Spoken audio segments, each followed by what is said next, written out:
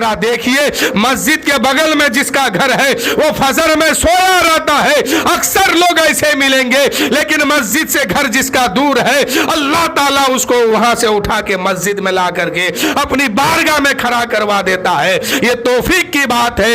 आप हर मस्जिद के करीब वाले को देखिएगा, ज्यादातर लोग बेनमाजी मिलेंगे, ज्यादातर लोग मस्जिद के बगल में घर होने के बावजूद भी फजर में सोए रहेंगे, ईशा में इधर उधर घूमेंगे। और देखिएगा कि दूर दूर जिसका घर है वो फजर की नमाज में घर छोड़ के आता है मस्जिद में और अल्लाह की बारगाह में सर को सजदे में रख देता है और कहता है सुभान रब्बिल आला, सुभान रब्बिल आला। ये तौफीक की बात है। अल्लाह जिसे चाहता है वो अपने सामने झुकवा देता है और जिसे चाहता है अपनी बारगाह से दूर कर देता है। अगर नमाज नहीं पढ़ते हो तो आज ही से सच्चे दिल से तौबा करो और अल्लाह से माफी मांगो और कहो कि मौला तू मुझे सजदे की तौफीक दे दे, ताउम्र मुझे नमाज पढ़ने की तौफीक दे दे।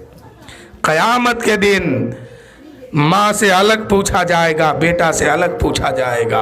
ऐसा नहीं है कि माँ नमाज पढ़ती है तो बेटी पास हो जाएगी, ऐसा नहीं है कि बाप नमाज पढ़ता है तो बेटा पास हो जाएगा। नहीं, माँ से अलग सवाल होगा, बहन से अलग सवाल होगा, भाई से अलग सवाल होगा, बाप से अलग सवाल होगा।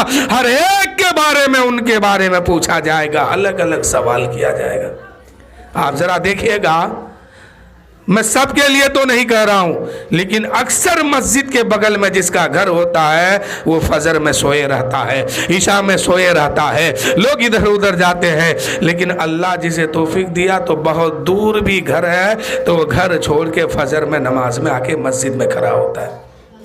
हजरत मूसा अलैहिस्सलाम ने कहा मौला मैं उसे नमाज पढ़ने कहता हूं, वो कहता है बगैर किए सब कुछ है। तो अब जरा सुनिए अल्लाह ने क्या जवाब दिया कि जो नमाज पढ़ता है उसकी मालो दौलत कमाई में बरकत है, बरकत। और जो नमाज नहीं पढ़ता है उसकी दौलत में बरकत नहीं, कसरत है, कसरत। कसरत और बरकत समझ गए?